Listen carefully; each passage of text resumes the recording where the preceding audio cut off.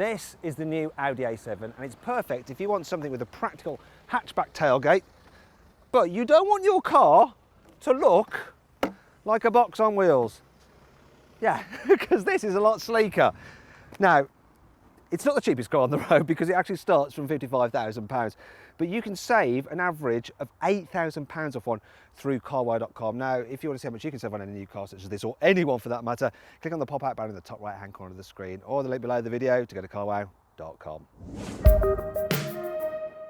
Now, it makes sense for me to start this review by showing you exactly why it's good having a lift-back tailgate. Well, it's simple, gives you this huge opening, so therefore you can take your bike with you if you have an active lifestyle, darling, with the rear seats folded. And look, it's quite easy to get it out. Don't worry, that's my bike, I don't care about it. There is a bit of a load lip to lift stuff over, but it's got this scuff plate so you won't scratch the bodywork. Other useful features in here are, you've got some tethering hooks, a bit of nettage there. Underneath here, look, there is a space saver spare wheel, which is much more useful than just the normal tyre inflation kit you get on some cars. And we've got a 12-volt socket there. And there's also a little hook there which you can hang your shopping bags off so they don't roll about all over the place while you're driving home. Now, there are a few things I need to show you. For instance, at this part of the boot, it's not really very deep, so it's a little bit annoying when you're trying to pack bigger items just at this part. Another thing that annoys me is the fact that you have to walk round to the rear seats to lower them, because the catches are on the top here and it's a bit of a distance to get to. Now, just put these back up so you can see the actual volume you've got in the boot, and then I'm going to lower this because look, that's quite useful. You've got some through loading there, so you could have, I don't know, a set of skis and people sat either side. Now let's talk about the actual space here in the back of the A7 because it's actually pretty good. So as you'll see, look, loads and loads of knee room. You can stretch out under the seat in front. The issue is with headroom because of that sloping roofline. Now, I'm 179 centimetres, that seat's in my usual driving position. I'm sitting as straight as I can, and I've just about got that much space above my head. So people over 6 foot will struggle back here. That brings me onto the middle seat because it looks all right, it's nice and wide. But when you sit in it, you notice it's raised up, and so that happens. It's not good, not good at all.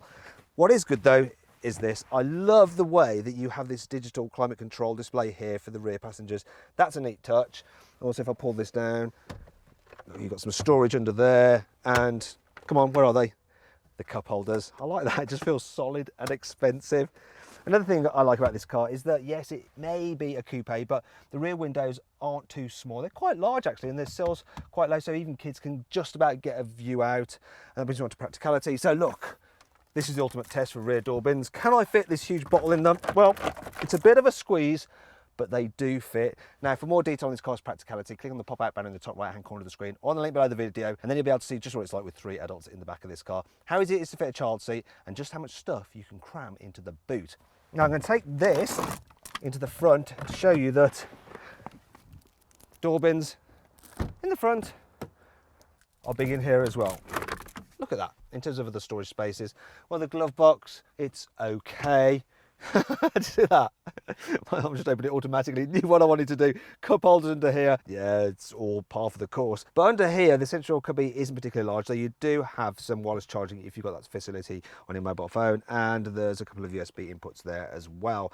Now let's talk about the design, because some people love it, such as me. Other people aren't so keen. So I think it's a really neat, tidy design, a bit like the exterior. It's simple, it's logical, it's smooth, and it's classy. And generally the materials, yeah, they feel lovely and expensive, and everything is solid. I like this metal trim here. I like the look of the dash as well. And if you notice, this area here is designed to mirror the car's grille, which is also mirrored here on the badge on the steering wheel. Looks great. Some of it, yeah, I mean, that sounds a bit flimsy, but it does look good. Now, let's move on to the infotainment system, because this is important. So Audi used to use a swivel wheel like you get in Mercedes and BMW. Not anymore, it's all about the touchscreens. And I've got 2 of them here in the center. So the top one does all your major functions, so I can swipe through, choose the different settings, and it's dead easy to use when you're sat still. When you're driving, it's not so great though, because you have to look down and touch it with your finger, which is a bit harder to do. You do have what's known as haptic feedback, so when you press a button, you get a click and the screen vibrates. Now down here I can control things like the air conditioning and the heated seats and various different climate control functions. What I have in front of me is Audi's virtual cockpit digital driver's display. Now I love this. It's the best system you can get at the moment. 4 digital dials. It's dead easy to move through. You can change the view of it, control most of the car's functions, so it doesn't really matter that isn't as good to operate as in the old car. And it's all very easy to use. And of course, it looks glorious. Now, if you want more information on this car's infotainment system, click on the pop-out banner in the top right-hand corner of the screen, and I'll show you a bit more about it, and you'll also get another look around this car's cabin. Now, the kit I've shown you so far is standard right across the range. So the SE model gets stuff like 19-inch alloy wheels, you get a reversing camera, you get leather interior, you get electric memory seats, you also get electronic boot control, so I can do it here if I just move the bottle out of the way, and it should shut the boot. There we go. So yeah, pretty much all you need. This car I have though is the S-Line, so it has some sportier bumpers, you get some 20-inch alloy wheels, you get these sport seats which are nice, but it does add to the price. So this particular car with the 3-litre diesel engine and the S-Line trim comes in at £58,000, but if I put the details into CarWow, I've got an offer back for just under 50 grand, so that's an £8,000 saving. Now then, it's time for the CarWow 5 annoying things about this car.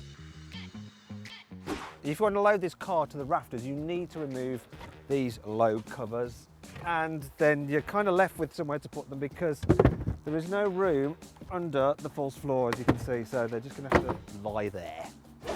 These touch sensitive buttons here for the fog lights look really cool, and they vibrate when you press them, but on closer inspection it's all wobbly and loose. That's horrible. The rear windows on this car really don't go down very far at all. I mean, look at that. It's almost pointless them opening. These two touchscreens may look rather cool, and I like the way you can use the bottom one as a touchpad to input letters into the satellite navigation. The only problem is that when you turn the car off, you're left with some grubby fingerprints. There. The sunroof looks really quite large, but when you open it, it doesn't actually give you that big an opening. Look, that's it. That is your lot. Thankfully, this car has plenty of cool features, which helps make up for all this. Here's 5. This car gets soft close rear doors. Look at that. You pull them to, then the car itself actually squeezes them shut, so you don't have to put any effort into it. Also, it has soft openings, so you just basically use the handle like a switch. You don't have to tug at it. You just move it slightly, and the door opens. How posh is that? If you get the S-Line model, it has clever lights which do this funny dance when you open the car. That's cool. The car's voice commands can be conversational, so you can just speak normally to it. So here we go. I need coffee. I'll search for coffee nearby. Brilliant. With the optional rear wheel steering, at low speeds, the rear wheels actually rotate slightly in the opposite direction of the front, which helps make the car more manoeuvrable. Ideal if you're trying to get it into a tricky parking space. You can get an ionisation and scent package which emits perfume through the car's ventilation system. Now this one doesn't actually have it, so I'm having to improvise. Look, yeah, it's essential on a sweaty day like today.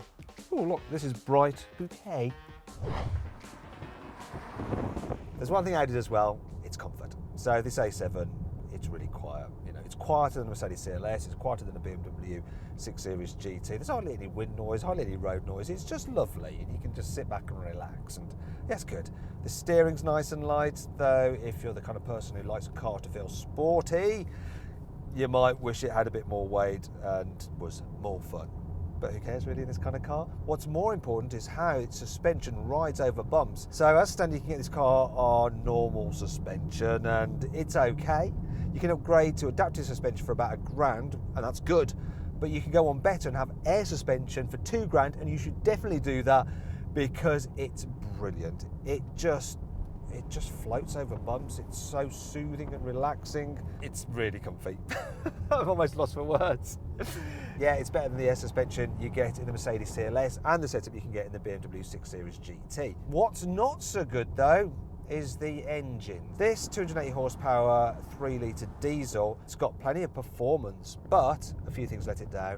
One is the noise and vibration. So when you're moving, it makes a bit of a rattling sound. And then there's the gearbox, it's 8-speed auto, so it's fine when you just want to go slowly, but if you see a gap in traffic and you put your foot down, it can be so slow to respond. So here we go. Right, gap in traffic, floor it. Now we're accelerating. In a BMW, it'd be like that. In a Mercedes, it'd be like that.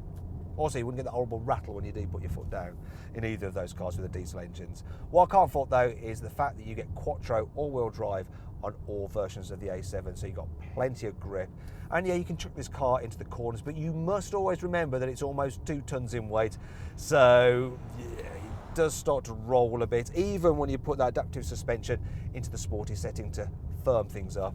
There's only so much you can do, really. The physics are always going to dictate just how well this car can go around corners, but it's going to be good enough for most people. As for driving this thing around town, it's not too difficult because there aren't too many blind spots, that pillar's not that thick, and the view out the back window is okay. Plus this car has that rear wheel steering upgrade, so it's really manoeuvrable around town.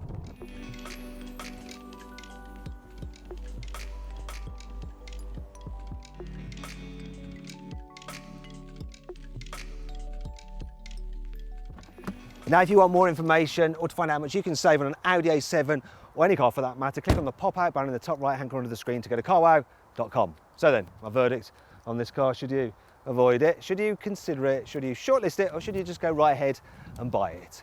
Well, I reckon you should shortlist the Audi A7. It's a good-looking and surprisingly practical car, if only it was a bit more sporty to drive. If you enjoyed this video, please like it, comment on it and share it. Also click on our logo to subscribe to this channel. And if you click on the bottom right hand corner, you can actually watch more of our content. Meanwhile, click over to the right to go to our deals page to see how much money you can save on a new car at CarWow. Now, did you spot the Easter egg in this video? It was the A7 Business on the car's sat nav.